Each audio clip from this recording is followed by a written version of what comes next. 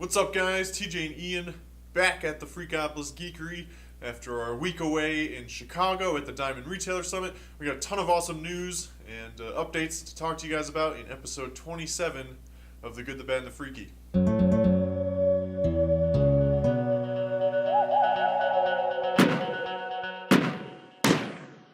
We'll kick it off with the goods with some scoops from the summit in Chicago. My good this week is news on DC's Masterclass.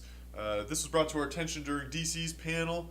They're bringing in some amazing legendary artists such as Jim Lee, Greg Capullo, John Romita Jr., just, really huge names. Top-notch guys. Yeah, for sure.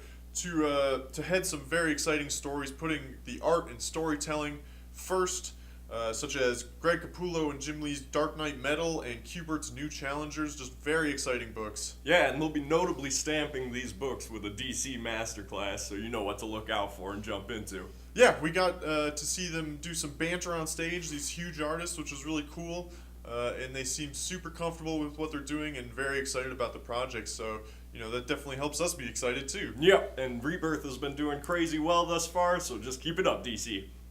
On the other side of things, Marvel, their best received news of the summit was the upcoming Marvel Legacy runs, where they will be returning such classic characters as Spider-Man and Thor to their legacy numbering, meaning the Amazing Spider-Man will be in the 700s, Thor will be in the 600s, and that's something we've been looking for, is more homage to what got Marvel to where they are now.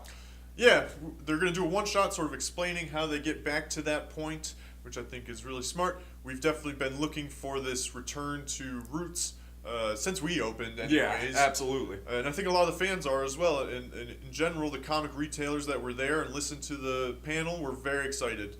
Yeah, and they promise that it will blow up the internet because supposedly the Fantastic Four may be returning to the Marvel Universe. That would be awesome. Yeah.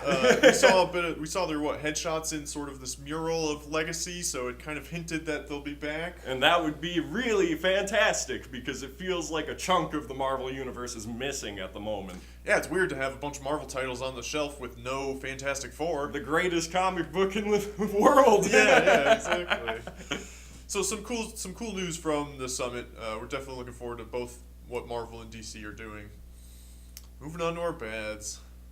My bad this week is sadly a franchise that's near and dear to my heart, Star Trek Discovery.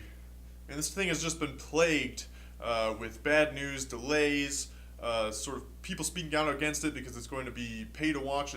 It'll be streamed on CBS All Access, which is CBS's streaming service. As well as creative heads leaving this thing after showing a lot of promise. Luckily, it sounds like their work is able to, will continue through season 1, but them not there to head the show kind of sucks. Yeah, absolutely. I mean, people were already complaining that you had to subscribe to this streaming service pretty much just for this one show, and to just keep pushing it back is not going to help at all. Yeah, it's a shame. Their casting so far has been really strong. Mm-hmm. The idea that it's going to be one long sort of story arc instead of like Star Trek usually is, which is sort of these episodic episodes, I think that'll work really well. I think it has the potential to be one of the best Star Trek series ever. I think just CBS is mismanaging this thing, which is too bad. It is too bad. So my bad this week, the higher-ups at Marvel told the creative team at Nova that it's time to end their run. Which is disappointing because they seem to really love working on this, and it, at our shop at least, was one of Marvel's best received runs. Yeah, it's been a strong seller here as well as gotten a lot of praise from our customers. It's really a shame to see it go after such a short run. Yep, Loveness and Perez, some of the lead people on this run, expressed how sad they were to leave this one, but at least they can wrap up their story with number 7 of Nova coming this June. So it sounds like it came from higher up. Yeah, which is all the more disappointing. That is a bummer. Moving on to our Freakies. My Freaky this week, which was actually a book that came out last week, but we were gone. Batman number 21, the start of DC Rebirth's The Button, crossover between The Flash and Batman. It was an amazing book that details 2 of DC's universe's greatest detectives, Batman and The Flash, sort of looking into this mysterious button that appeared in the Batcave. We, of course, know it's the button from the Watchmen, in that Dr. Manhattan is responsible for the DC Rebirth. But these guys don't quite know what's going on yet. Yeah, and it is a really well laid out comic book with panels that definitely make direct reference and homage to the Watchmen. And it is crazy action packed. The entire book takes place in about 3 minutes, but the panels just keep going with awesome fighting. Yeah, it was a very exciting issue. Flash number 21 is out this week, which also continues the story. I'm looking forward to cracking that open and seeing what DC has in store, because this was super cool. Yeah, the Watchmen finally breaking their way in is going to be really exciting. It's also a great time to jump into Batman or The Flash if you haven't checked it out yet. It's a very good entry point. Yeah.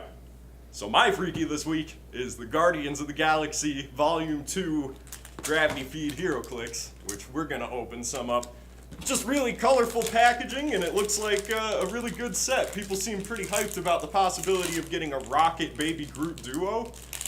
Maybe so. Yes, I'm very excited for this movie, obviously, and the Heroclix movie lines, the stuff that ties in with either movies or video games. They're always super high quality sculpts and stuff. Tends to be. Super exciting. So I got Sovereign. Looks like a pretty standard dude. He's a 60-25, could be useful on a lot of teams. And I got Star-Lord. Star-Lord! Quill, can't beat that.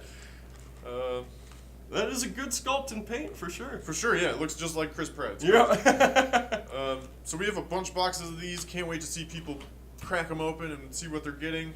Definitely looking for a baby Groot. Yep. For sure. No doubt about it. And that'll do it for this week's The Good, the Bad, and the Freaky. Thank you guys so much. If you can like, share, subscribe, comment, any of the above, it would help us so much. Or just stop into the Geekery. Absolutely. We'd love to see you you down. and talk about this stuff in person. Thanks so much. Thanks, everyone.